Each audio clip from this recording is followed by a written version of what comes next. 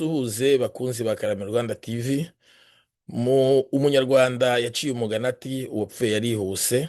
Muri iki kiganiro tugiye kumva ibyo Evode yatangazaga ku butegetsi bw'u Rwanda, ndetse turumva ibyo Perezida Kagame ubwe yivugiye kuri Evode ubwo yari amaze kumuhereza ubutegetsi, agaragaza ko Evode nta kinyabupfura agira. Ibirenze aho ngaho ni uko Evode yaje guhabwa umwanya muri Sena. Uyu munsi wa none muraza kumwiyumvira ari kuvugira cyangwa se yarabaye umuvugizi w'umutwe w'iterabwoba wa M23 wayogoje ibintu mu burasirazuba bwa Repubulika ya Demokarasi ya Kongo. Reka nsabe mwebwe mwese abatarakora subscribe kugira ngo mukore subscribe, like na share kugira ngo ibiganiro byacu bijye bageraho igihe. Murakoze. kuba u Rwanda rudafite ububasha bwo gukora ibyo rwakoze, kuko u Rwanda ni erega kiriya gihugu nubwo mubona kiyobowe n'abantu njye mbona bitwara nk'agace kuko amabandi yitwaje intwaro, ubundi ku isi kiremewe nk'igihugu, ibyo bita leta souverain. Igihugu abantu bavuga ngo kiremewe, gifite za institutions zose, kuva kuri perezida wa repubulika ukagera hasi, ingabo z'igihugu, abadiplomate, za ambasade, n'iki ni igihugu cyemewe muri yo n'ibindi byose, cyane cyane nubwo ubona nyine hari ubwo rimwe na rimwe bacishamo bakakiyobora kinyeshyamba, ariko ni igihugu yo kugira ngo n'abandi bari hanze bavuge bati natwe katubayeho no kwitonda, twakwanga natwe tugafatirwa ibyemezo. Ikintu cya mbere, ntabwo sinzi ibindi byemezo bazabafatira biruta kuba ari impunzi ziheze mu mahanga. Mbega ikindi cyemezo umuntu yagufatira kiruta kukugira impunzi ni iki? Kuvuga ngo umuntu ngo akwatse ngo ibyangombwa, ngo umuntu ngo akwatse pasiporo ye, njye nta na pasiporo y'u Rwanda nkeneye. Hano mu mahanga baje kwishakira ubuzima, baraza bariga, bashaka akazi, batunga imiryango yabo, baricecekera, n'ibintu by'u Rwanda babonye bibagoye babishyira ku ruhande, barabyihorera. Ariko uwo muntu niba atari muri diaspora, uwo muntu akaba ataza gukoma amashyi Kagame yaje, uwo muntu akaba atajya gutanga bwakeye muri ambasade, uwo muntu bamufata nk'umwanzi w'igihugu nawe. Noneho rero uravuze uti ntabwo byaba ari intimidation. Aha hari abaminisitiri badahari, ni bangahe?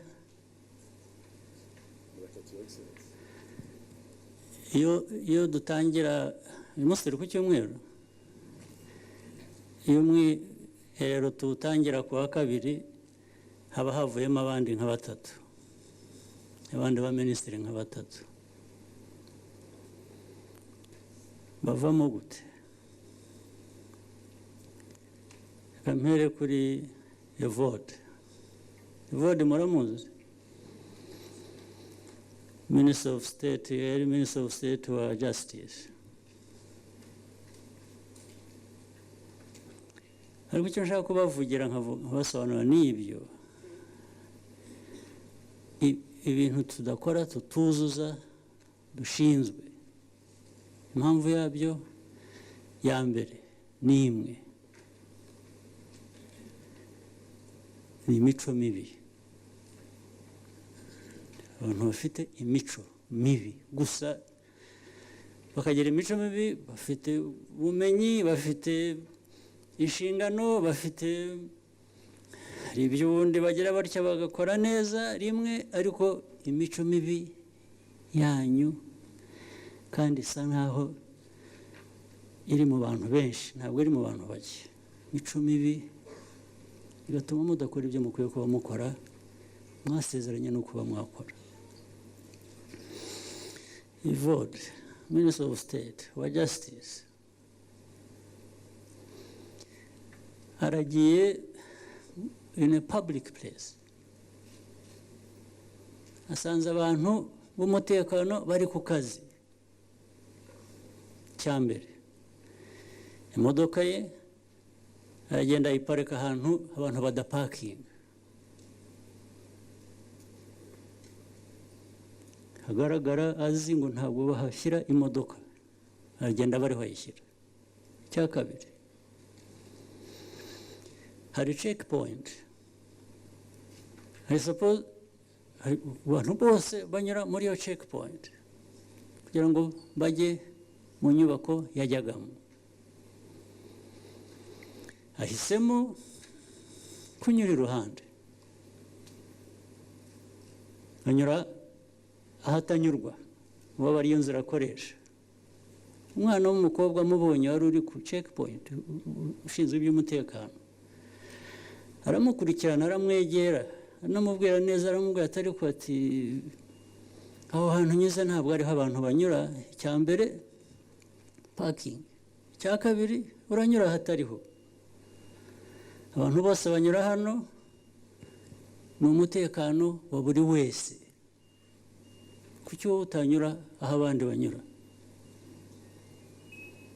Undi nta n'ikindi yashubije, akubita umwana w'umukobwa, yikubita hasi aribarangura.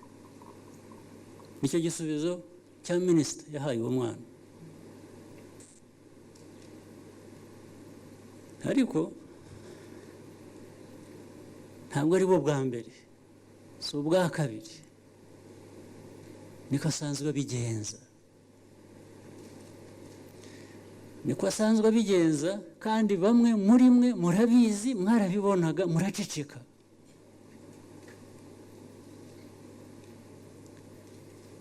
Ku rundi ruhande nimwe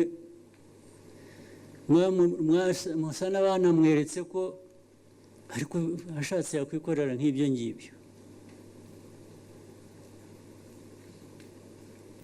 Mwabyemereye iki? Mwemeraga, muhabonaga abantu bari hano babibonaga, babona minisitiri akora ibyo bintu mu public,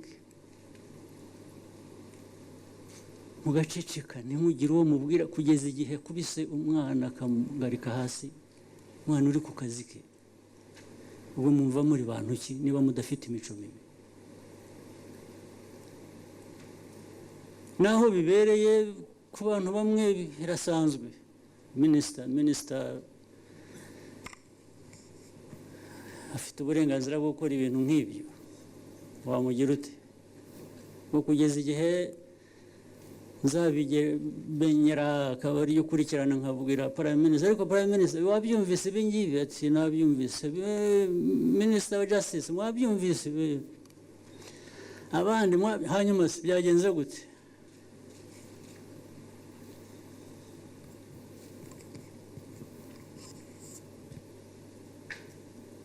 Ubwo kuri ibyo ubundi twakomeza kubera ko wabikoze ari minisita, ufite uburenganzira, minisita ntawe umukoraho.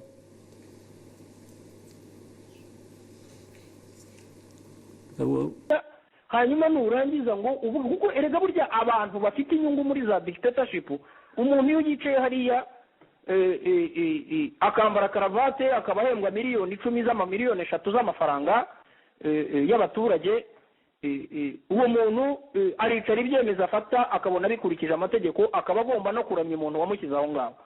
Ikibazo ni uko abantu bafashe ubwonko. Urabona izi za kaminuza twiga, ubundi twigamo ubumenyi, ntabwo ubundi wakagombye kurangiza kaminuza hari ikintu ukuyemo.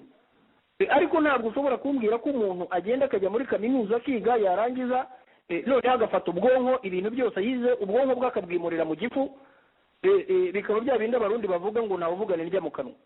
Ntabwo ikibazo abantu bose barabibona. Ndibuka ko twajyaga duca imanza, twava mu rukiko ugasanga urimo uraburanisha idosiye bahimbye, ukabaza umushinjacyaha uti ibi bintu ko bidasobanutse, ibimenyetso byawe ni ibihe, ibi bintu uvuga ko bidasobanutse, hanyuma wamara gusohokamo tumaze gukuramo za toje z'abacamanza, abashinjacyaha bari bagenzi bacu, mukagenda mukajya nk'ahantu kunywa nka koka, cyangwa se mwicaye muri pose, ukubuntu barakubwiye atari ko ati buriya ubumbaza biriya bintu iyi systeme dukoreramo urayiyobewe uko ikora.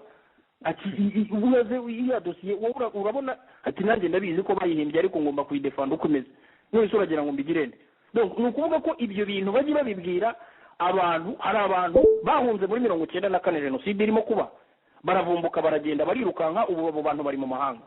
Abo bantu bashobora kubabwira ibyo bashaka, ariko nta muntu ngewe ushobora kumbwira ibintu ejo bundi twari twicayemo nzi uko bikora, nzi uko babihimba, nzi ushobora ibyo bintu mu bantu ushobora kubibeshya nanjye ndimo. Oya, ibyo ntabwo bishoboka. Ubwo rero umuntu uri mu Rwanda naguma nibye, hanyuma abandi batwumva nabo baraza kugira ukuri bakura mu byo twavuze. Ngewe ntabwo iyo mvuga mba nshaka kugira ngo nemeze abantu ibyanjye, mba nshaka kugira ngo gusobanurira abantu wenda ibyo batumva cyangwa batazi, hanyuma noneho nabo bafite umutimanama, bafite n'ubwenge, bashobora guhitamo bakareba ngo ibi ni byo cyangwa biriya ntabwo ari byo. Ariko noneho haza kuza ikibazo rero, ese Kayumba aciriwe urubanza cyangwa se u Rwanda rukavuga ko ashakishwa n'ubutabera, byagera no ku mwana we gute? Byagera no ku bashakanye gute? Karegeya nawe ni ibintu bijya gusa gutyo. Naho ngaho nge mbona ikibazo, kuko ikibazo si ukuba u Rwanda rudafite ububasha bwo gukora ibyo rwakoze, kuko u Rwanda ni erega kiriya gihugu nubwo mubona kiyobowe n'abantu nge mbona bitwara nk'agace k'amabandi yitwaje intwaro, ubundi ku isi kiremewe nk'igihugu, ibyo bita leta souverain. Igihugu abantu bavuga ngo kiremewe, gifite za institutions zose, kuva kuri perezida wa repubulika ukagera hasi, ingabo z'igihugu, abadiplomate, za ambasade, n'iki, ni igihugu cyemewe muri Loni nk'ibindi byose, cyane cyane nubwo ubona nyine hari ubwo rimwe na rimwe bacishamo bakakiyobora kinyeshyamba, ariko ni igihugu. Ubwo rero icyo nakubwiye ni uko nk'igihugu nka etat souverain ibyo cyakoze gifite ububasha bwo kubikora, gifite ububasha bwo kubikora, ni ububasha kihaye kibushyira mu mategeko. Hanyuma noneho kandi si cyo kibufite cyonyine, uretse ko bo bigaragara uko bafata ibyemezo byabo ntibabisobanurira impamvu, babifata mu rwego nita arbitraire cyangwa se byo kurenganya abantu. Ariko no mu bindi bihugu ibyemezo bijya gusa gutya birafatwa, ariko icyemezo nk'iki ngiki ntabwo bapfa kugifata. Abavoka baraburana bakagera mu nkiko, ivumbi rigatumuka. Ibyanjye n'ibyo nguwo buri muntu wese akurikije uko abona ibintu, kuko ngewe iyo mvuga ibi bintu tuba tunavuga tuti abantu batanga ibitekerezo, ibi ni ukuvuga ko rero ibyemezo nk'ibi ngibi abantu bagahurutura igitangazo bakandika bati abantu 20 tumenyesheje amahanga na za Interpol ahantu hose ko abo bantu izo passport zitaye agaciro, ariko abo bantu ntibasobanura impamvu, abo bantu ntibamenyeshe ufatiwe icyemezo impamvu bagifashe, abo bantu ntibamusigire uburyo yakwivana muri uwo mugozi. Ni ibintu nyine abantu bagomba gufata nk'akarengane. Muhora muvuga ko hari ibintu bitagenda neza mu Rwanda, nanjye ndabizi, za dictature zose niko zikora. Nimujya mwumva bavuga izo bita za etat bananiye cyangwa se des etats hors la loi par excellence, iyo bavuga des etats hors la loi par excellence, jewe mu myaka maze nitegereza politique internationale compare ndeba n'uburyo ibihugu biyoborwa, ndeba amategeko mpuzamahanga, ndeba amategeko y'igihugu, ndeba systeme politique uko zikora n'iki, jewe u Rwanda bizangora kugira ngo ndukure ku rutonde rwa bene ibyo bihugu ibyo nakwita des etats hors la loi par excellence, kuko nubwo bashyiraho amategeko urabona ko bashyiraho amategeko, ubundi itegeko ryakagombye kuba rirengera abaturage kurusha uko rirengera abategetsi, ariko urabona bashyiraho amategeko ahubwo abaho ububasha bwo gucinyiza abaturage. Bamubaza bati iki cyemezo ufashe ugikuye he, akakwereka ingingo iyi ngiyi nahoze ngusomera. Ni icyo gisubizo numva natanga. Kugeza ubu ngubu nerekanye ko umuntu agomba kumenyeshwa impamvu afatiwe icyemezo nka kiriya, akamenyeshwa impamvu afatiwe icyemezo nka kiriya, hanyuma we yabona bitamunyuze akaba yanakwiyambaza inkiko. Ntabwo rero ibyo bintu, nibura abo bantu ntabwo bigeze bahabwa ubwo buryo. Hanyuma ibyo kuvuga ngo bitorera abayobozi, erega ikibazo mu Rwanda hari ibintu bibiri. Turavuga muri itegeko nshinga bavuga ngo ubutegetsi ngo nubwo abaturage kandi ni nabo babutanga, ariko ntitubeshyane, twese turi bakuru. Ubutegetsi bwo mu Rwanda bwafashwe ku mbunda, buriya ni ubutegetsi bwa gisirikare. Hanyuma rero ibyo uvuga ngo ni amatora nta masomo nkeneye kubyitwa amatora. Ngewe mu 2003 ni ngewe wari uyoboye campaign za Faustin Twagiramungu. Uko amatora nibura hari ayo nahagazeho, hari n'ayo nakurikiranye, hari n'ayo nzi uko yagenze. Kugenda rero umuntu ukamwicara ku gakanu, mbega umuturage umwicaye ku gakanu, iyo ugiye kumuheza umwuka ushobora kwitakuma ngo natowe, ngo uwo muntu yantoye. Ushobora kuvuga ngo umuntu umeze nk'umucakara ngo yatoye shebuja, none se umucakara adatoye shebuja yatora nde? Ibintu byo mu Rwanda bavuga ngo ni amatora, ibyo bintu bazajye babibwira abandi bazungu cyangwa bareba abandi bantu babibwira, ndimo bashobora kubibwira, ntabwo ndimo ibyo by'amatora. Ngewe icyo nzi nuko mu Rwanda hari ubutegetsi bwa gisirikare bwafashwe hakoreshejwe intambara. Hanyuma ibyo kuvuga ngo abantu baratoye, ngo abantu batowe, iyo umuntu mwicaye ku gakanu ugiye kumuheza umwuka atera igikumwe aho umweretse, hanyuma ibyo kuvuga ngo mu gitondo mu gace kwitakuma ngo natowe, ibyo ngibyo nabyo ni ikindi kibazo. Ubwo ngubwo bajya babibwira abazungu bashobora kubibwira, hanyuma umuntu wo mu Rwanda agiye nicyo namubwira, nkamubwira yuko mu Rwanda ibyo kuvuga ngo baratora uko bigenda turabizi. Ubwo nawe nashaka bimenye uko nanjye ndagumana uko wanjye mbizi, n'abandi banyarwanda batwumva nabo baraza guhitamo hagati ibibazo. Ndakubwira ko kiriya kizaba ikibazo gikomeye cyane, ubwo urabona Kayumba aragenda ava mu nzira. Kayumba ni mukuru, Kayumba ejo bundi azaba ari umusaza, ejo bundi azasaza yitahire atabaruke nk'abandi bose, cyangwa se bamwice ejo bundi, uzi uko byagenze. Ariko uriya mwana azakurana inzigo iteye ubwoba. Uriya mwana nta bindi bintu uzamusobanurira. Ngaho mbwira ukuntu uriya mwana aba bana bazabana n'abana ba Kagame, ubona bazabana gute? Ngaho mbwira aho bazahurira hose, aho bazahurira hose umwana wa Kayumba n'umwana wa Kagame urabona bazabana gute? Ni ikibazo gikomeye. Abantu ntibashaka ibibazo global, abantu bashaka ibibazo kuko bashaka uburyo bakemura ibibazo by'igihugu, kuko iyo ibibazo hari ibintu biza bakavuga ngo twebwe ntibitureba, ngo bariya nibo bireba.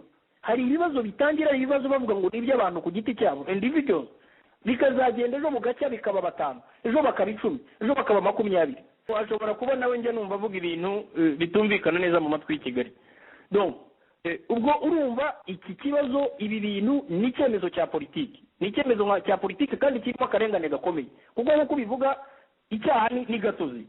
Kuko ibi bintu niba kari batakeka ko Kayumba, kuko no mu bantu bafatiwe bino byemezo, kuko bo wenda ibibazo byabo wenda byo byari byaragiye ku ruhande hambere, ariko sinzi niba akeka ko umugore wa Karegeya cyangwa umwana wa Karegeya cyangwa umwana wa Kayumba bakoresha nabi impapuro z'inzira bafite, cyangwa se mu kimwe baba bakora ibikorwa bihungabanya umutekano. Keretse niba bavuga bati buriya ubwo Kayumba sero verisiyo ya Kigali bavuga.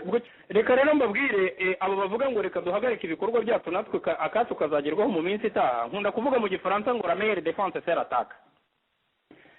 Buriya hari ibintu bibiri. Iriya leta y'i Kigali y'inkotanyi RPF, hari ibintu bibiri: soit turayikorera cyangwa uri mu bayirwanya. Ariko hagati y'ibyo bintu bibiri nta kindi gihari. Ubibwira ko hari ikindi gihari warambabaje. Niko bimeze. Ubyemere cyangwa urorere kuvuga ngo soit ubwo ni ibintu bibiri, urajya i Kigali cyangwa urajya ku ruhande. Kuko nubwo simvuze ko abantu bose bafite inshingano yo kuba bari mu butegetsi cyangwa babwibonamo, cyangwa se ngo babe bari mu barwanya ubwo butegetsi. Ariko iyo Kigali batakubona mu bantu bari active, babashyigikiye, bari mu mahanga, nubwo waba uri mu mahanga ntujye muri bya bintu bya diaspora. Hanyuma noneho ubu ngende muri Canada, iyo i Kigali bakabaza Mukabagwiza ambasada uraha, bakababaza batari ko Evode ageza kukuramutsa, ageza gutanga bwakeye, atereka da aturiya ni Kagarara yarananiranye. Nuko ubwo ni ukuvuga ko wabyemera utabyemera bo bagushyira mu bantu babarwanya, nubwo waba utabikora. Hari abantu umuntu ashobora kwibaza ngo ariko Evode wo muri BBC no muri Minijust bapfandiki. Ni ikibazo wenda wakwibaza. Perezida Kagame aza i Toronto muri Rwanda Day yavuze disikuru yatumye njya gushaka itike ya kare. Yaravuze ngo abahashye ubwenge, abafite amafaranga bahashye ubwenge mubuzane turabushaka, abahashye ubushobozi turabushaka, ariko abahashye imico mibi muyigumane hano. Bo nisanga mu bantu bahashye ubwenge nibazaga ko burimo gupfa ubusa, kuko hari abantu warebaga ibyo ukora.